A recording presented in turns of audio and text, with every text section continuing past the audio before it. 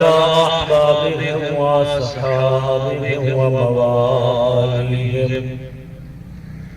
ولعنة الدائمة الأبدية على أعدائهم ومنكر فضائلهم وغاصب حقوقهم من يوم عداوتهم إلى أبد الآبدين. أما بعد فقد قال الحكيم في القرآن الحكيم: بسم الله الرحمن الرحيم. إن علينا للهدى وإن لنا للآخرة والأولى.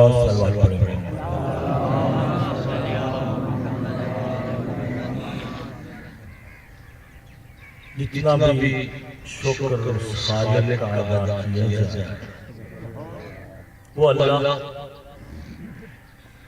وہ عظیم خالق، اس نے انسان کو نعمت وجود سے نوازا. انسان اگر اپنی پوری زندگی اس خالق کی حمد و ثنا کرتا رہے اور اس کی نعمتوں پر اس کا شکر بجا لاتا رہے، پھر بھی اللہ کی نعمتوں کا شکر ادا نہیں کرتا. ان نعمتوں میں سے اگر نعمتوں کو گننے کی کوشش کی جائے جس سے یہ انسان اپنی تمام تر ذہانت و فطانت کے باوجود قاصر ہے، اس انسان کی بساط نہیں کہ وہ خدا کے احسانات و اس کی نعمتوں کو شمار کر سکے. پھر بھی اگر کوشش کی جائے تو ایک نعمت وجود کی نعمت ہے، ایک نعمت اولاد کی نعمت ہے، ایک نعمت ماں باپ کی نعمت ہے، ایک نعمت ہدایت کی نعمت. کیونکہ کل خانی کا ماحول میرے شیعہ سنی بھائی سب موجود ہے تو باتیں بھی ایسی ہونی چاہیے جو سب کے ذہن میں اپنی جگہ بنانا. کیونکہ میرا مزاج نہیں کہ ایسی بات کی جائے جس سے کسی دل آزاری، اور اسلام دل آزاری والا نہیں ہے. خدا نے اسلام کو دل آزاری والا دین بنایا اور نہ ختمی مرتبت کو دل آزاری والا نبی بنایا. اسلام کو سلامتی والا دین بنایا اور اپنے حبیب کو رحمت للعالمین. میں نہیں کہتا، اللہ نے خود اس بات کی گواہی دی قرآن میں: وَمَا أَرْسَلْنَاكَ إِلَّا رَحْمَةً لِلْعَالَمِينَ، کہ میرے کالی کملی والے تو دنیا سے مصیبتوں کو ختم کرنے کے لیے دنیا میں آیا. اس کی مثال دیتے ہیں کیونکہ یہ باتیں سمجھنے کی ہوتی ہیں کہ آج کل ممبروں سے چاہے اس مکتب کا ممبروں بات نہیں کی جاتی کہ اللہ کے حبیب نے دین کی تبلیغ کا کام شروع کیا. مکہ کے کفار نے صعوبتیں دی، رسول نے برداشت. جب تھکے ہارے جاتے اللہ نے ایک محافظ رسالت کا بھی اہتمام کیا. دیکھیے خدا کی مصلحت اور حکمت دیکھیے. اگر رسول کو رسالت کا پیغام پہنچانے میں دشمن تکلیفیں دیتا تھا تو اللہ نے رسول کے زخموں پر مرہم رکھنے کے لیے بھی اہتمام کیا. اور ایسا محافظ رسالت اللہ نے اپنے حبیب کو دیا کہ مکہ کے کفار اپنی پوری کوششوں کے باوجود اس ہستی کو رسول کی حمایت سے دور نہ کر سکے. اور اگر دیکھیے ایک ہی گھر ہے نا، اگر رسول کو مدینے میں کہیں مدد کی ضرورت ہے تو علی ابن ابی طالب، اور اگر مکے میں حمایت کی، پناہ کی، زخموں کا مداوا کرنے کی، مالی حمایت کی، ساتھ دینے کی ضرورت ہے تو ابو طالب ابن عبد المطلب. اب سمجھنے کی بات ہے، ہر بندے کا اپنا ذہن ہوتا ہے، کوئی جو سمجھے. دیکھیے میں کہتے ہوئے مجھے ہچکچانے کی ضرورت نہیں کہ حضرت عمران کی ان مہربانیوں کا بدلہ لینے کے لیے.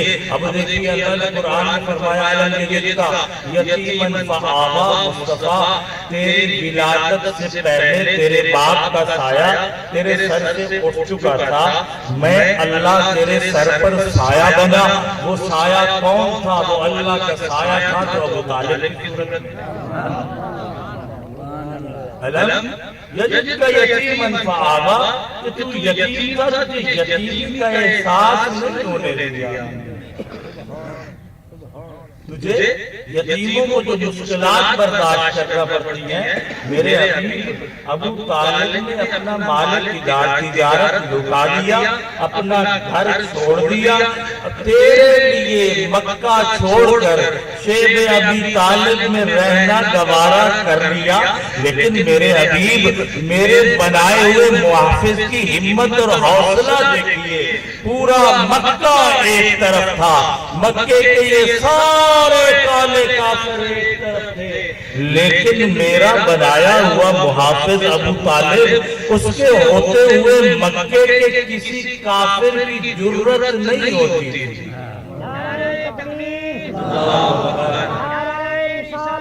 یا رسول اللہ، اللہم صلی علی محمد وآلہ محمد. کیونکہ وقت کم ہے، مجھے بہت سارے مضامین کو ایک ساتھ جمع کر کے آپ کی خدمت میں پیش کرنا ہے. دیکھیے ابو طالب کی شان کیا ہے. تجارت کا مال چھوڑا، گھر چھوڑا، عہدہ چھوڑا، سب کچھ چھوڑا، لیکن رسول کو نہیں چھوڑا. اب آپ سب اہل عقل و فکر ہیں، سمجھتے ہیں، اپنے معاشرے میں دیکھ لیجئے آج کی اس دنیا میں بھی پیار کا معیار کیا ہوتا ہے.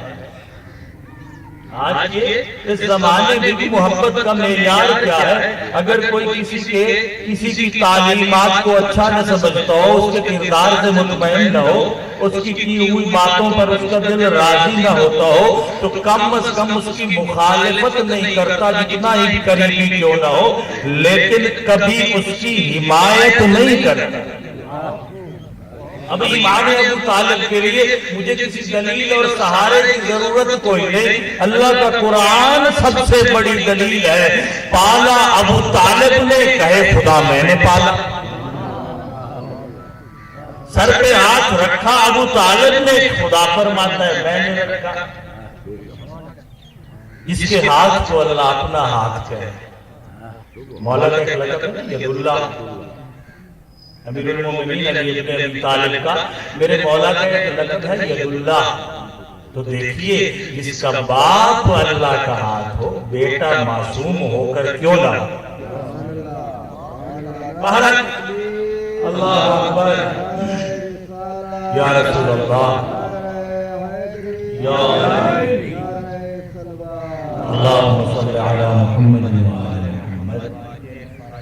تو اسی حضرت انسان کو جس کے لیے نمونہ اپنے حبیب کو اللہ نے بنایا، اللہ مخاطب ہو کے فرماتا ہے اِنَّ عَلَيْنَا لَلْهُدَىٰ وَإِنَّ لَنَا لَلْآخِرَةُ وَالْأُولَىٰ، کہ اے میری اشرف المخلوقات، مخلوق انسان، میں نے تجھے خلق کرتے ہوئے فیصلہ یہ کیا تھا، ہدایت میری ذمہ داری ہوگی، عمل تیری ذمہ داری. آخر والوں کو یہ بات سمجھ آئی کہ نہیں؟ اگر میں مجلس میں کسی سے مخاطب نہیں ہوتا، میری عادت نہیں. میرا اللہ کا کام ہے ہدایت، بندے کا کام ہے بیان، عوام کا کام ہے عمل. سمجھ آئی ہے تو بڑی بات ہے. اللہ فرماتا ہے اِنَّ عَلَيْنَا لَلْهُدَىٰ، ہدایت کی ذمہ داری میری. تو اگر اس کو تھوڑا غور سے، توجہ سے اس پر غور کیا جائے، فکر کی جائے، تو ہدایت کی ذمہ داری جب خدا کی ہے تو ہادی بھی خدا ہو رہا ہے.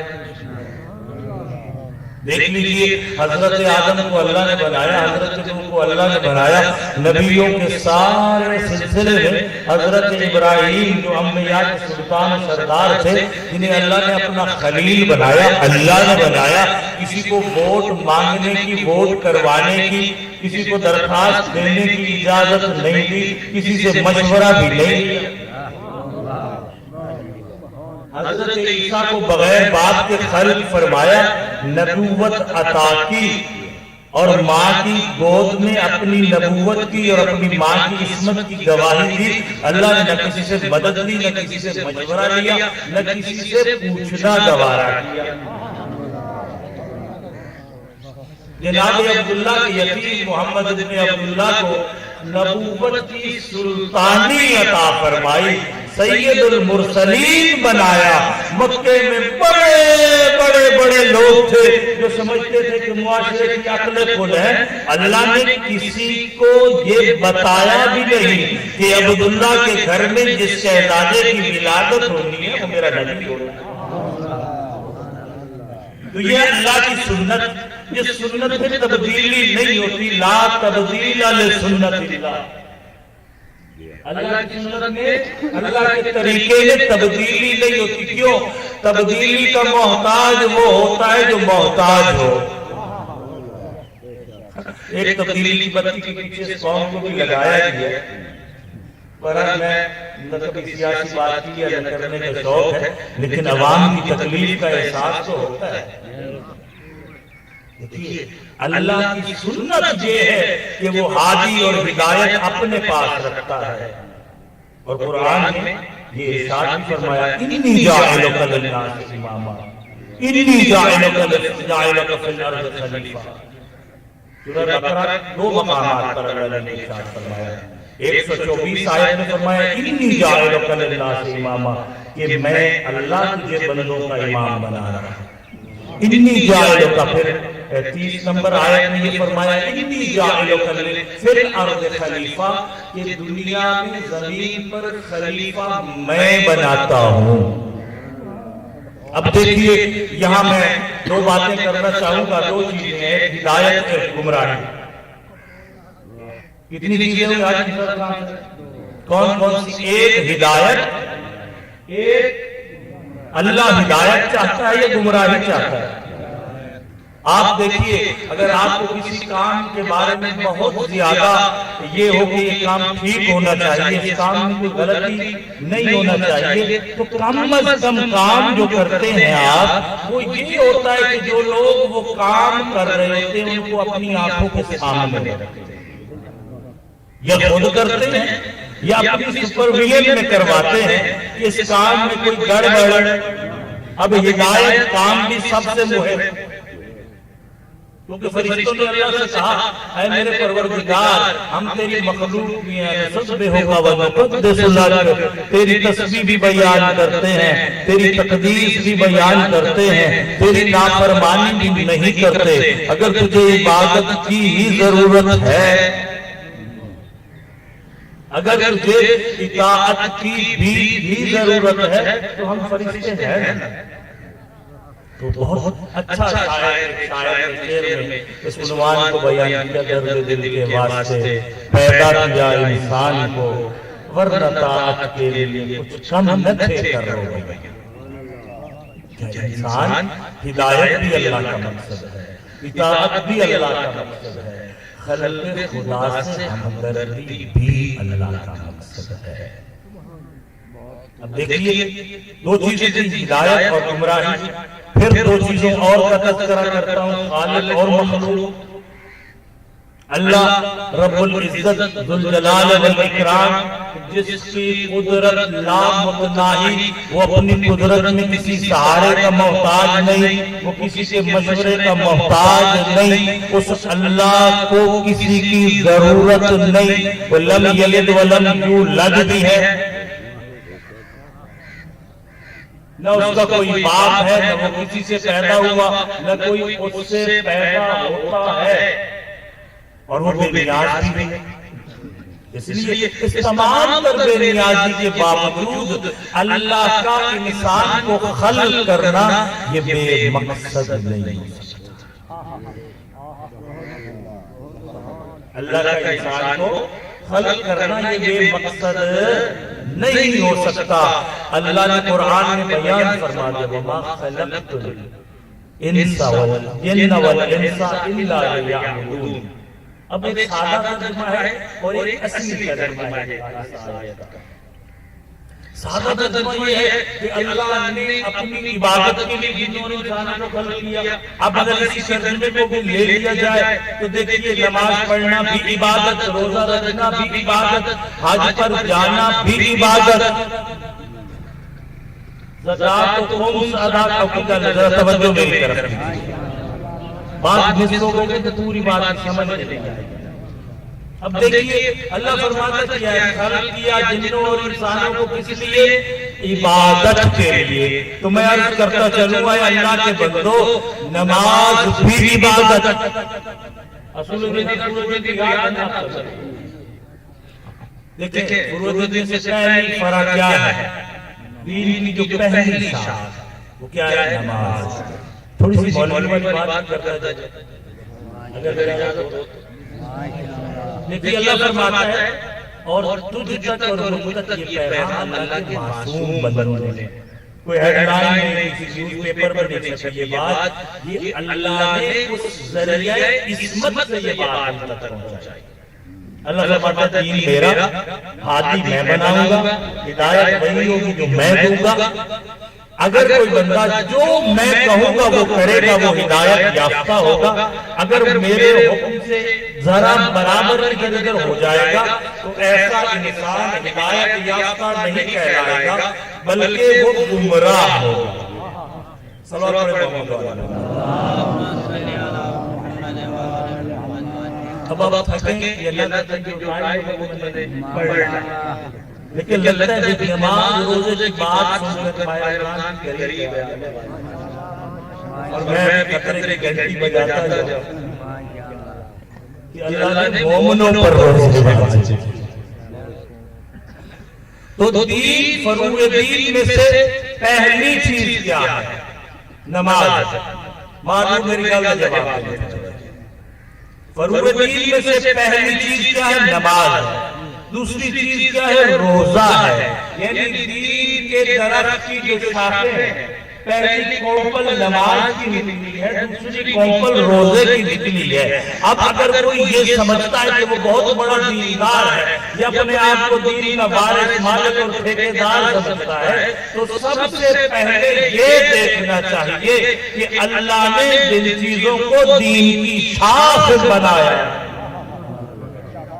اس کی زندگی میں نماز کتنی ہے, اس کی زندگی میں روزہ کتنا ہے, اس کی زندگی میں حج و زکات و خمس و جہاد و تولا و تبرع کتنا ہے, اس کی زندگی میں امر بالمعروف کتنا ہے, اس کی زندگی میں نہی عن المنکر کی کیا کتنا ہے.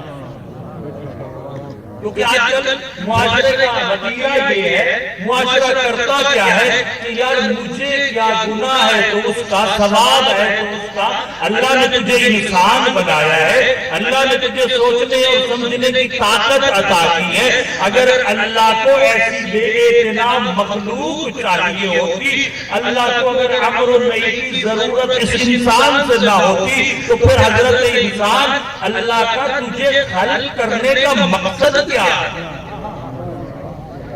میرے عزیزو, اب نماز, روزہ, حج, زکات, خمس, جہاد, تولا, تبرع, امر بالمعروف, نہی عن المنکر, یہ وہ عناوین ہیں جو ہر مومن کی زندگی میں ہونے چاہیے. اس میں کوئی شیعہ ہے کہ میرا اہل سنت بھائی ہے, اگر شیعہ نماز نہیں پڑھتا نعرہ تکبیر, اللہ اکبر, نعرہ رسالت, یا رسول اللہ, نعرہ حیدری, نعرہ سلام. یہ پرچی جو ہے نا, یہ ایکسٹینشن کی پرچی. میرا پروگرام تھا 11:30 بجے ختم کر دوں گا. یہ اب ظاہر ہے کہ آپ کے میزبانوں نے مجھے ٹائم لکھ کے دیا, ادھر 30 نہیں ہے 45 ہے. صلوات پڑھیں محمد علیہ. بات تو سر باتیں زیادہ ہو جائیں گی. ایک مرتبہ پھر یہ دینی سی سلوات پڑھے. تمہیں مانو قدردان میرا عنوان کیا تھا؟ ان علینا للہدیٰ. ہدایت اللہ دیتا ہے. وَإِنَّ لَنَا لَلْآخِرَةَ وَالْأُولَىٰ. اور حساب کتاب بھی اللہ لیتا ہے. ہدایت اللہ کا کام، ہادی بنانا شاہ صاحب اللہ کا کام، ان ہادیوں کا تعارف کروانا اللہ کا کام، ان ہادیوں کے ذریعے سے دین کے ارکان بتانا اللہ کا کام، اور اس پر عمل کرنا یہ اللہ کے بندے کا کام. اب دیکھیے آپ کے علاقے میں سردار بھی ہوتے ہیں، رعیت بھی ہوتی ہے، نوکر بھی ہوتے ہیں. اچھا سردار کون سا ہوتا ہے؟ جو اپنی رعیت کا، اپنے نوکروں کا خیال رکھے.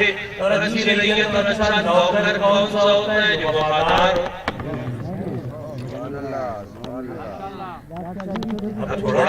تھوڑا اپنی گریبان میں بھی جھانکیے گا.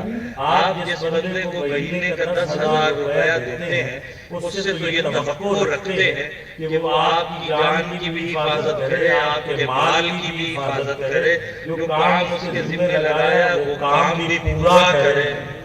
اب بیمار ہے یا نہیں اس سے آپ کا کوئی سروکار نہیں. یہ اس لیے کہہ رہا ہوں کہ نوکر بھی انسان ہوتا ہے، اگر بیمار ہو جائے تو اس کے حال کی رعایت بھی کرنی چاہیے.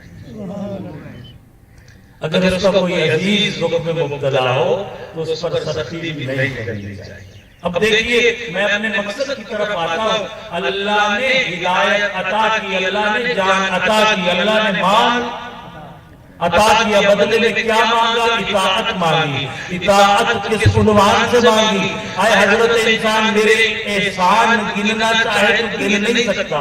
تو سانس لیتا ہے میری ہوا میں، تجھ پر سایہ ہے میرے آسمان کا، تو چلتا ہے میرے بچھائے ہوئے فرش پر، تو پیتا ہے میرا بہایا ہوا پانی، تو کھاتا ہے میرا دیا ہوا رزق. اب گنتا جا. اس کے علاوہ تجھے سوچنے سمجھنے کی صلاحیت کیوں دی کہ تو اس معاشرے میں اگر برائی کو دیکھے تو اپنی عقل کے ذریعے سے اس برائی کا کلا کما کرنے کے بارے میں سوچے. اگر کوئی غریب ہو، بے نوا ہو، بے کس و محتاج دیکھے، اس عقل کی طاقت کے ذریعے سے حساب کتاب لگا کے اس بے کس و بے نوا کے اس درد کی دوا کے لیے سوچے. اگر کسی مظلوم پر کہیں ظلم ہوا ہے تو اپنی عقل کے ذریعے تدبیر کے ساتھ، اللہ ہلاکت میں نہیں ڈالتا، اللہ کو احمد پسند نہیں. یہ نہیں کہنا چاہیے کہ آگے اللہ کو نادان بندے کی وہ اس کے عمل کی ضرورت نہیں. اللہ نے ہادی بھی دانا دی ہے.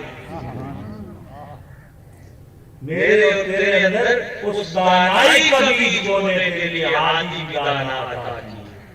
ایسے دانا کہ ان کے دشمن بھی مانتے تھے کہ علی ابن ابی طالب اگر جنگ میں کوئی مشورہ دیں گے تو اس جنگ میں ناکامی نہیں ہو سکتی.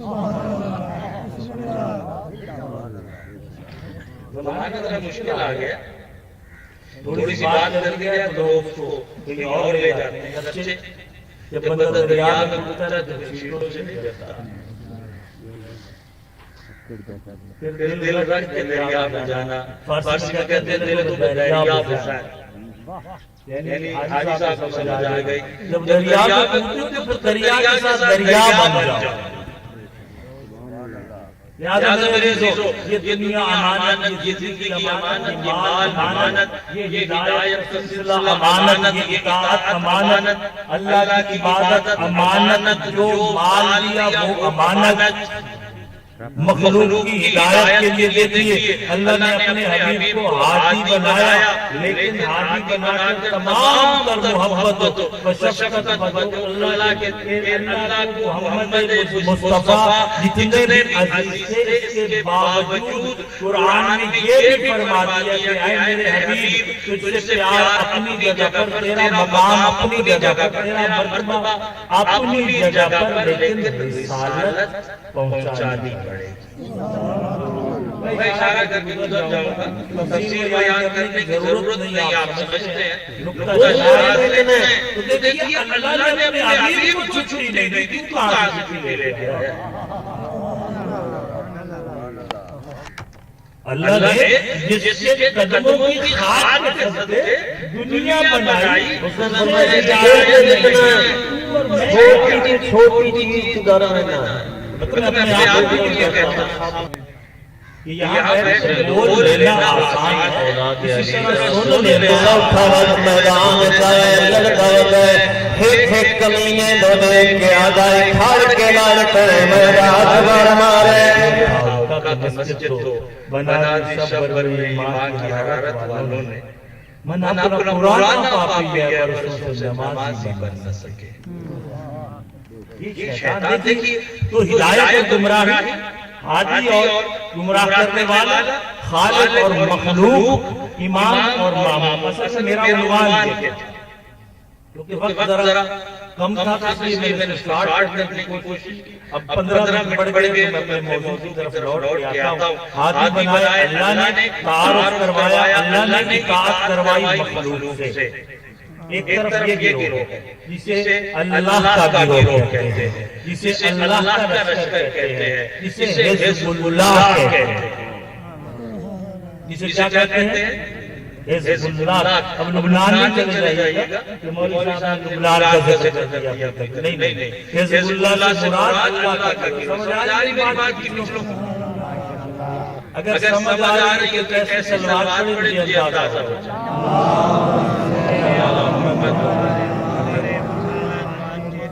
ایک طرف لشکر رحمان ہے، ایک طرف اللہ کا گروہ ہے، ایک طرف ہدایت شدہ لوگوں کا گروہ ہے، دوسری طرف شیطان کا گروہ ہے۔ انسان کے پاس ان دو گروہوں میں سے کسی ایک گروہ میں شامل ہونے کا اختیار ہے۔ اگر اطاعت خدا کرے گا تو لشکر الہی میں شامل ہوگا۔ اب اللہ نے دونوں گروہوں کے بارے میں یہ بھی بتا دیا کہ ایک گروہ جو ہے وہ عمل کر کے آئے تو اسے بہشت عطا کرے۔ اب بہشت کیا ہے؟ دیکھیے زندگی میں، دنیا کی عارضی زندگی میں اللہ جسے مال عطا کرتا ہے، وہ سمجھ مولانا صاحب بھی بیان فرما رہے تھے کہ جس کے پاس مال آ جاتا ہے وہ ذرا اللہ سے غافل ہونے لگ جاتا ہے۔ حالانکہ مال تو اللہ کی اطاعت کا ذریعہ ہے۔ اللہ نے وعدہ بھی کیا لئن شکرتم لأزیدنکم، میں نے مال دیا اس کو شکر ادا کر میرے غریبوں پر خرچ کرتا جا، میں اللہ ہو کر وعدہ کرتا ہوں کہ بڑھاتا جا۔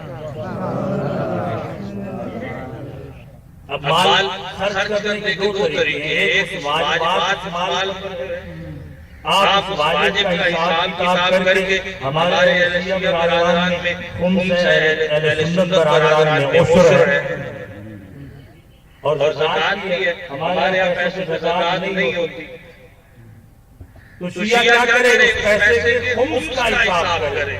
سنی کیا کرے؟ جب ماہ رمضان اب تو بینکوں والے خود کاٹ دیتے، لیکن کیا آپ اس کٹے ہوئے پیسے پہ مطمئن ہیں کہ وہ کسی بڑی گاڑی والے کی گاڑی کی پیٹرول پر خرچ نہیں ہوئی؟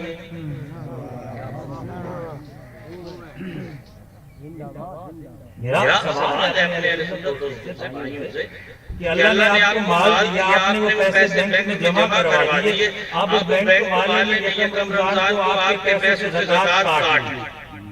اب واجب تھا آپ کے اوپر اہل سنت برادران کی فکر کے مطابق ان کی ترجمانی ہو جائے گا، واجب اس کے اوپر جس مال تھا، اب اس واجب کو ادا کرنا بھی اسی پر واجب ہے جس کا مال ہے۔ اب بینک والا کاٹ رہا ہے زکات کٹ کے جا رہی ہے سرکاری خزانے میں، اور اللہ نے جیسے ہمیں نمائندے عطا کیے وہ آپ کی اپنی کرامات کا نتیجہ ہے، جیسی روح ویسے فرشتے، جیسا انتخاب ویسا نتیجہ۔ کیونکہ ہم نے ووٹ دیتے ہوئے کبھی یہ دیکھا بھی نہیں، پتہ نہیں یہ نماز پڑھتا ہے یا نہیں پڑھتا، پتہ نہیں یہ روزہ رکھتا ہے نہیں رکھتا، پتہ نہیں کہ اللہ سے ڈرتا ہے نہیں ڈرتا۔ ابھی امام صاحب بیٹھے ہیں، یہ دیکھنا ہے کہ پیر حسین نشی چل کے آگے ہے میرے پاس، اب ووٹ لین جائے تو حسین جائے۔ امانت ہے، کیونکہ بلدیات کی خطاب بھی آ رہے ہیں۔ دیکھئے اسلام پر سب سے بڑا ظلم نااہلوں کے انتخاب سے، نااہل حکومتوں نے مسلمان کا چہرہ بگاڑ دیا۔ یہ چھوٹی بات نہیں، آپ کا ایک ووٹ بے حیثیت نہیں ہوتا، آپ کسی کی حمایت کرنا بے اثر نہیں ہوتی، وہ آپ اس قوم کو سسٹم دے رہے ہوتے ہیں۔ راجی صاحب نے اپنا بلا لے تو ایسا تشریف لا سلوات پڑھیں محمد والے بس تھوڑا برداشت کر لیں۔ تو دیکھیے مسلمان اللہ کی چنی ہوئی قوم کو مسلمان کہتے ہیں، اللہ کے پسندیدہ دین کو اسلام کہتے ہیں۔ وہ ایک شاعر تھے مولانا الطاف حسین علی، ان کی ایک رات جو پرانے زمانے کی ہوتی تھی، آج یکساں نصاب کا زمانہ ہے، اس میں دین کو رہا کوئی نہیں، پتہ نہیں دین کی جگہ پر کیا آ گیا۔ اس میں صرف لوگوں کو لڑانے کے لیے کچھ چیزوں کا اضافہ کر دیا گیا، ورنہ پرانے زمانے والا جو نصاب تھا اس میں پتہ چلتا تھا دین کیا ہے، اسلام کیا ہے، اسلام کی طاقت کیا ہے۔ اس میں نعت ہوتی تھی خاصان رسول وقت دعا ہے، امت پہ تیری آج عجب وقت پڑا ہے۔ مصرہ مجھے بھول رہا ہے، دوسرا مصرہ اس کا یہ تھا کہ وہ دین بڑی شان سے نکلا تھا عرب سے، پردیس میں وہ آج غریب و غربا ہے۔ دیکھ لیجیے دین کی حالت کیا ہے، دینداروں کی حالت کیا ہے، اس مولوی صاحب کی حالت کیا ہے جس میں آپ کو دین بتانا ہوتا ہے۔ مولوی صاحب کا پیٹ خالی ہوگا وہ پہلے یہ دیکھے گا میں نے اس جہنم کو کیسے بھرنا ہے۔ جسی اپنے پیٹ کا جہنم نہیں بھرنا تجھے جہنم سے کیسے بچائے۔ ایک مولوی صاحب تھے تو ان کا ایک مقتدی تھا، مولوی صاحب نے اللہ دعا کیجئے خدا میرے بیٹے کو کوئی اچھی نوکری دے دے۔ تو مولوی صاحب نے دعا مانگی بڑے خلوص کے ساتھ، بڑے خلوص کے ساتھ، خدایا اس کے بیٹے کو اچھی نوکری عطا فرما، ایسی نوکری ہو جس کی تنخواہ بیش نماز کے برابر ہے۔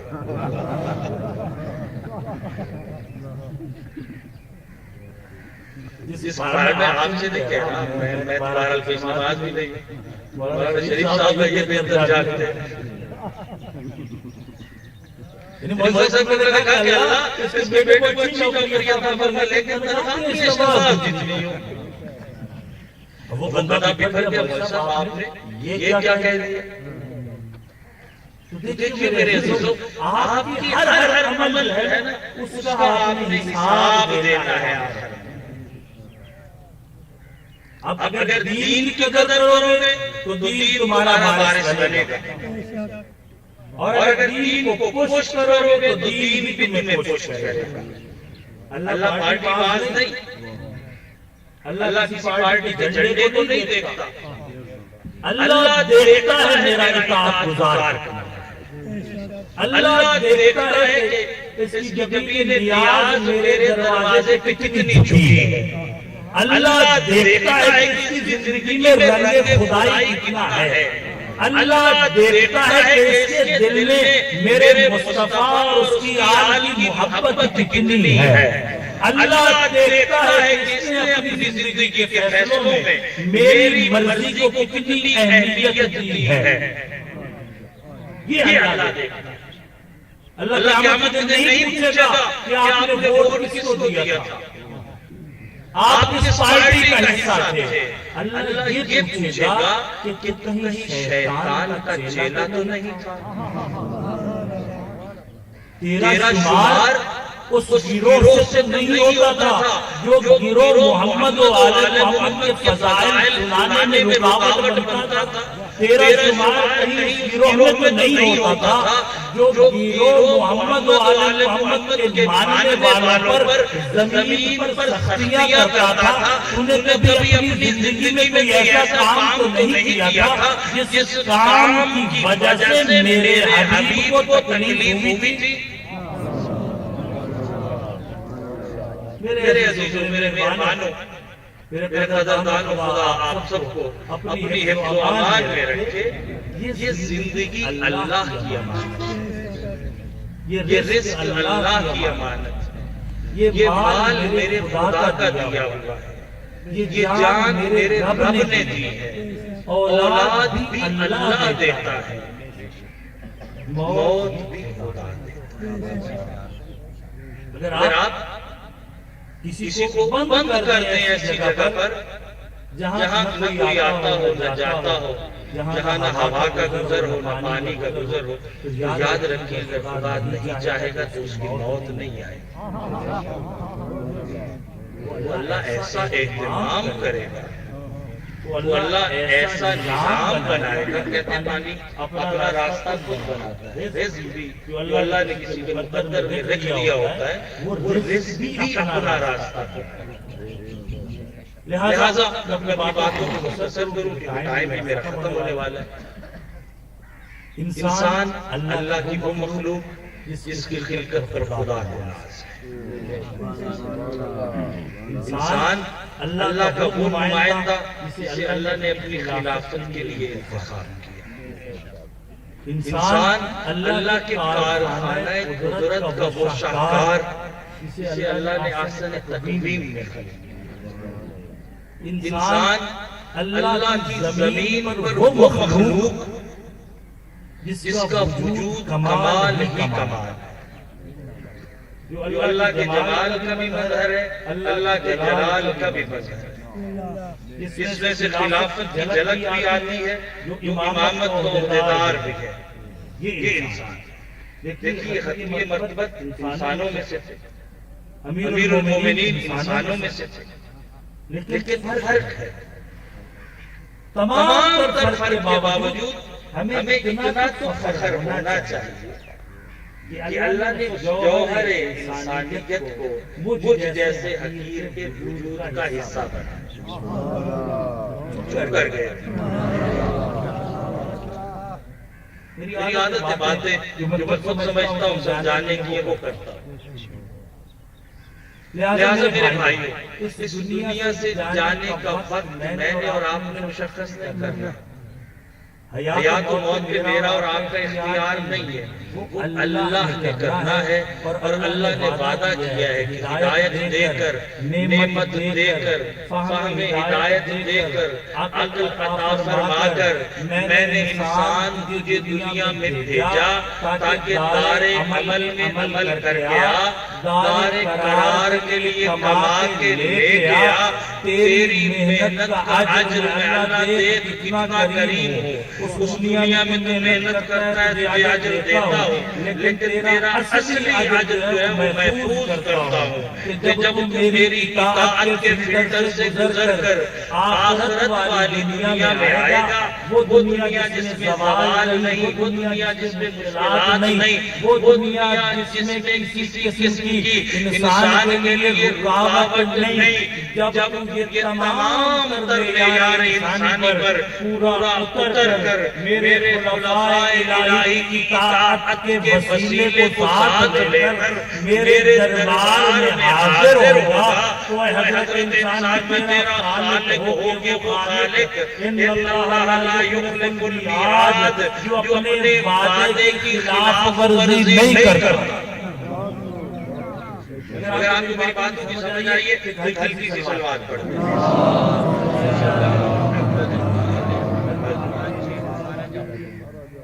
کیوں؟ اللہ فرماتا ہے کہ میں کیسے وعدے کی خلاف ورزی کروں. اس دین پر میرے پیاروں نے اپنا خون بہایا، میرے حبیب کی اولاد میں جب دین پر مشکل وقت آیا تو کربلا میں رسول کے بیٹے حسین نے صرف اپنا سر نہیں کٹوایا،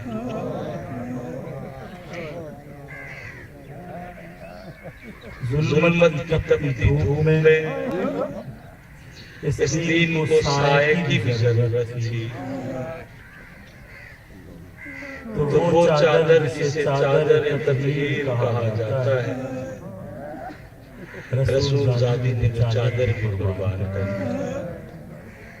سادات کا قافلہ مدینے آتا ہے تو بی بی اپنی ماں کی مزار پر جا کر اپنی ماں کو اپنے حال سناتی، بیٹیوں والے بیٹی اپنے باپ سے اپنے سارے دکھ نہیں شیئر کرتی، اپنے بھائیوں کو کچھ نہیں بتاتی، جب ماں سے ملاقات ہوتی ہے تو ماں کو گلے لگا کر روتی بھی ہے، اپنے غموں کی داستان بھی سناتی ہے۔ اب سننے والا سیدہ قبر میں تھی، جناب زینب شام سے جب واپس آئی ہے کیفیت کیا ماں کی قبر کو گلے سے لگایا، بی بی کہتی ہے ماں میرے سر سے چادر کیسے اتاری ظالم نے، میرے بھیا حسین نے مضبوطی سے چادر کو باندھا تھا، جب ظالم نے دیکھا ظالم یہ چادر اترنے والی نہیں، اماں میرے سے چادر اتاری تیری زینب کا سر زخمی ہو گیا۔